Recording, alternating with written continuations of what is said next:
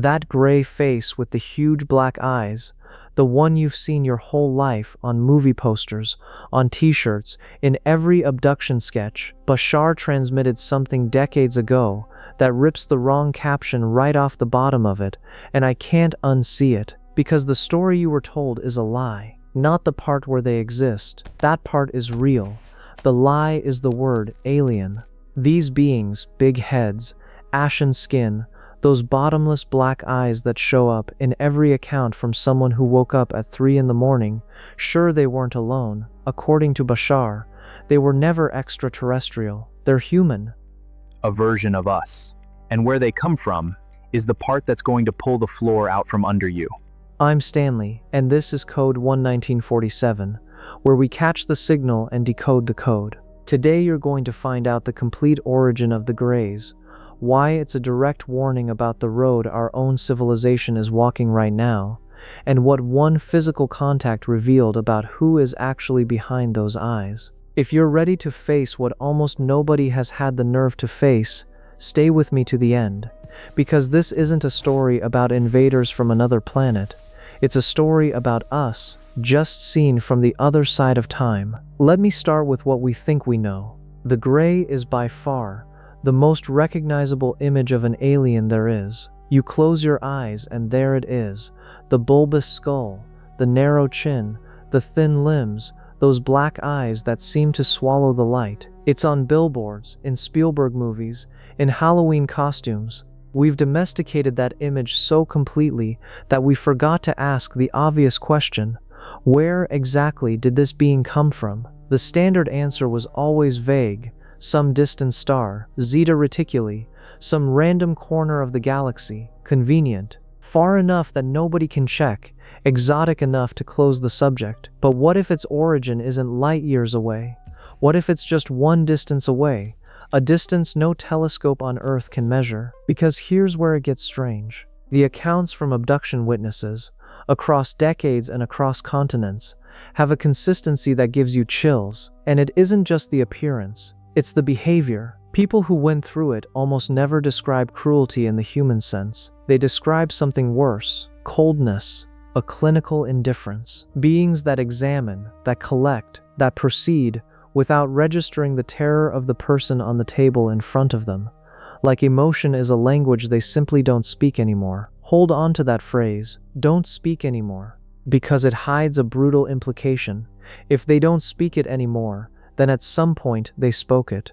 And that's exactly the door Bashar's transmission throws wide open. Before I walk you through that door, let me anchor who's talking, because it changes the weight of all of this. Bashar isn't an internet legend. He's the entity channeled by Darryl Anka for more than 40 years, a Los Angeles filmmaker who back in 1973, twice in a single week, saw a perfect black triangle hovering in broad daylight, silent, gliding across the sky, like it was being pulled across a sheet of glass. 10 years later, in a meditation, he describes receiving what he called a download, a load of information dumped all at once, like somebody shoved a disk straight into his head, and in the middle of it, a face and a name.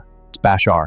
The detail that grabs me by the throat: another student, in the same room, at the same moment, drew that face. 2 outside validations, simultaneous. You don't have to believe any of this to keep going. Treat it as a hypothesis like I do, but it's a hypothesis that, for 4 decades, has held an internal consistency that deserves to be heard before it gets thrown out.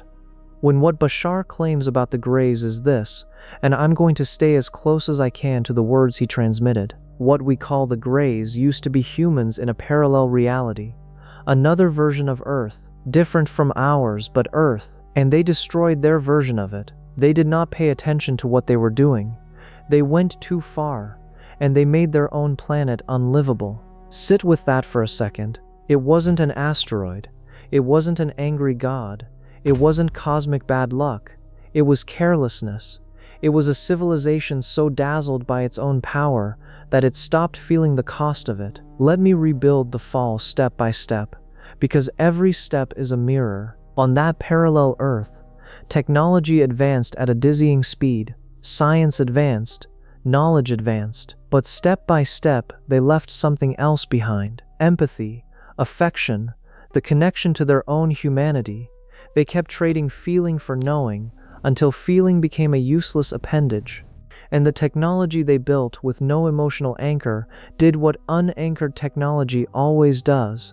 It got turned against their own world. Wars, pollution, the atmosphere going toxic, the planet closing in, until the surface stopped being livable, and the only way to survive was to go down. They built underground cities. Picture that, an entire civilization, heir to an Earth, taking refuge beneath it, living inside their own technological grave. And if that's already giving you a chill of recognition, brace yourself, because it gets worse. With no surface, no sun, none of the environment they evolved in, their bodies started to fail.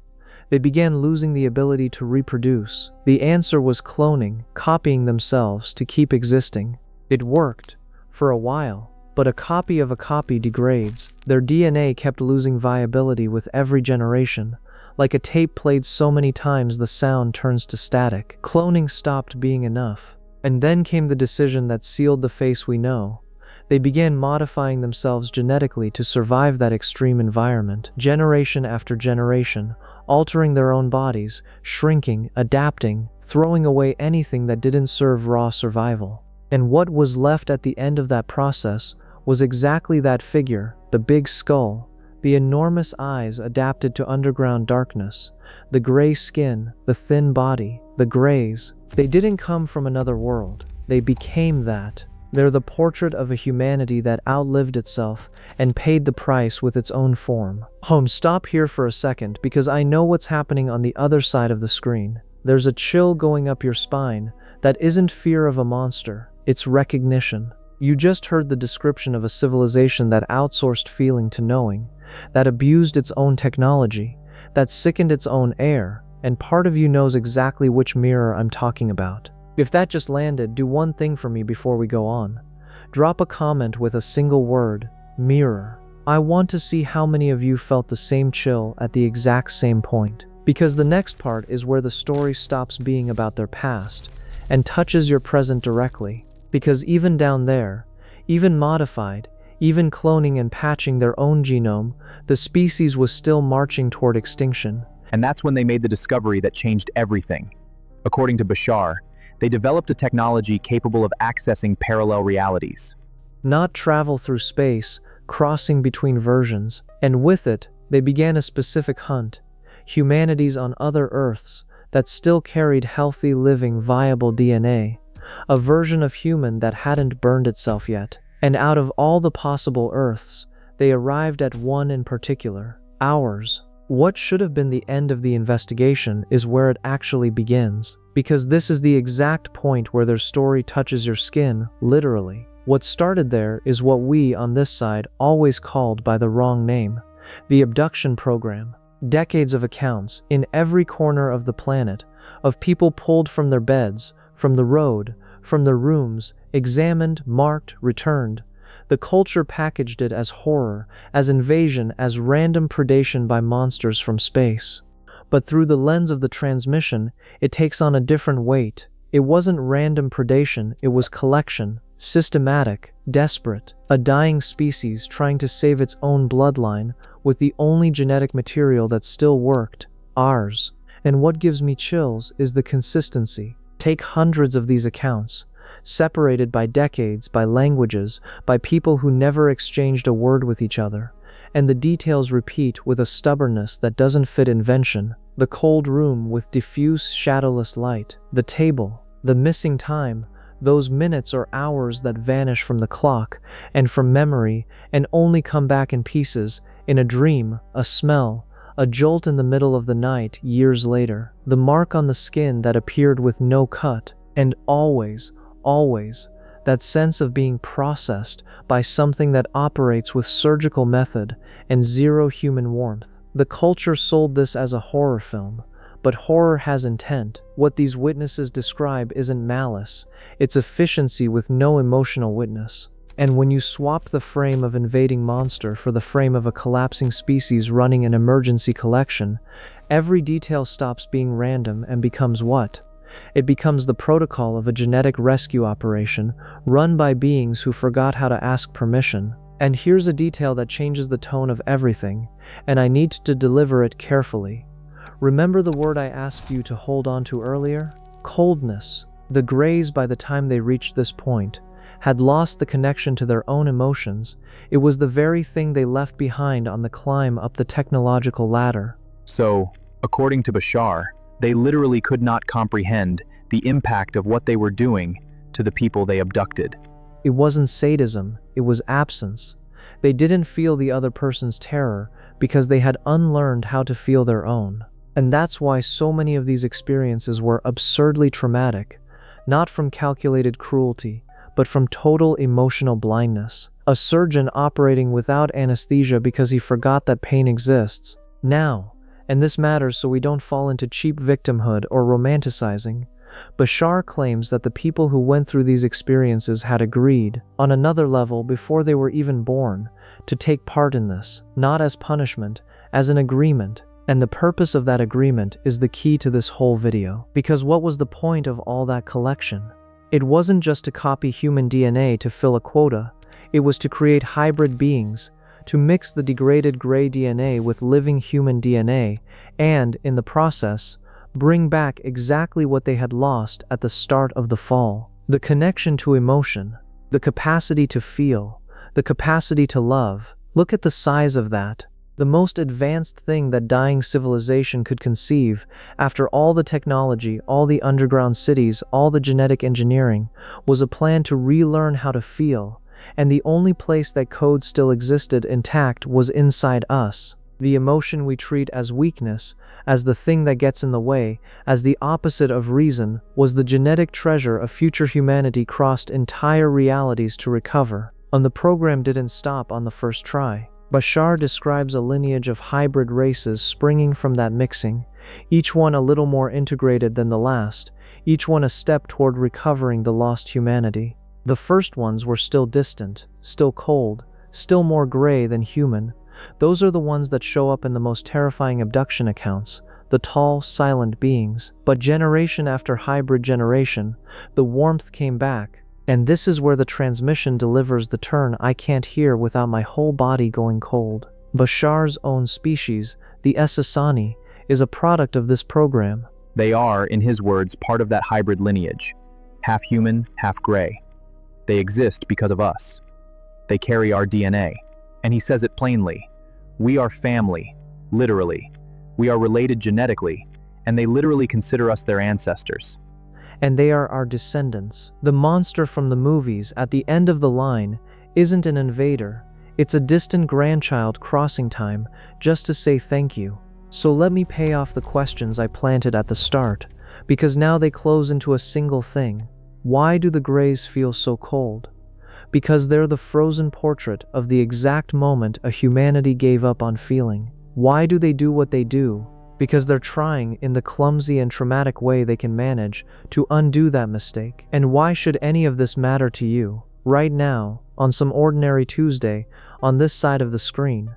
Because this isn't the biography of an alien race. It's a warning from a version of us that already reached the end of the road we're only just starting to walk. They're what happens when a civilization chooses power without empathy, knowing without feeling, the machine without the heart. They crossed the impossible not to conquer us, but to recover the one thing we still have, and they threw away. And that's why this video is for you, specifically. If you felt your whole life a strangeness you could never quite name, a sense of watching humanity from slightly outside it, of carrying a seriousness that doesn't match your age, of missing a place you can't point to on any map, maybe it isn't just you being different. Bashar talks about hybrid children living among us, about intertwined lineages, about souls who chose to be part of this bridge between what we were and what we're becoming. I'm not telling you what you are. I'm telling you that the feeling has a much bigger context than you were taught, and that maybe that strangeness isn't a defect. Maybe it's memory. We live in a civilization that is, at this exact second, standing at the same crossroads where that other Earth chose wrong. Technology exploding faster than our wisdom to use it, affection getting outsourced to screens, coldness being sold as rationality, as strength, as maturity. And the Greys are the living proof of where that road leads when nobody pulls the brake. But their story carries the way out built right into it, because what they crossed entire realities to win back is exactly what's still awake in you, the capacity to feel, to care, to love, even when it would be more efficient not to. That's the code. That was always the code. And you don't have to cross time to recover it, because it's still right there, right now, beating inside you.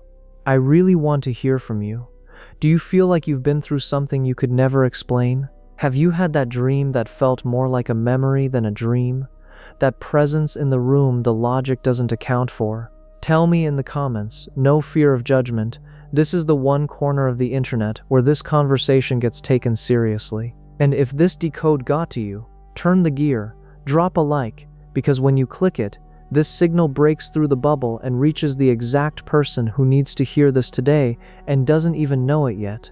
And subscribe, because I just handed you the origin of the Greys, but there's a question I left out of this transmission on purpose. If the Essassani are our descendants, and if they say open contact with our civilization is coming, then somebody has already marked a date. And what Bashar said about when they finally reveal themselves to us is so specific and so close that it's going to need a whole video just to decode. That's the next signal, and it's already blinking. The signal is real, the code is here, and we crack the next one together.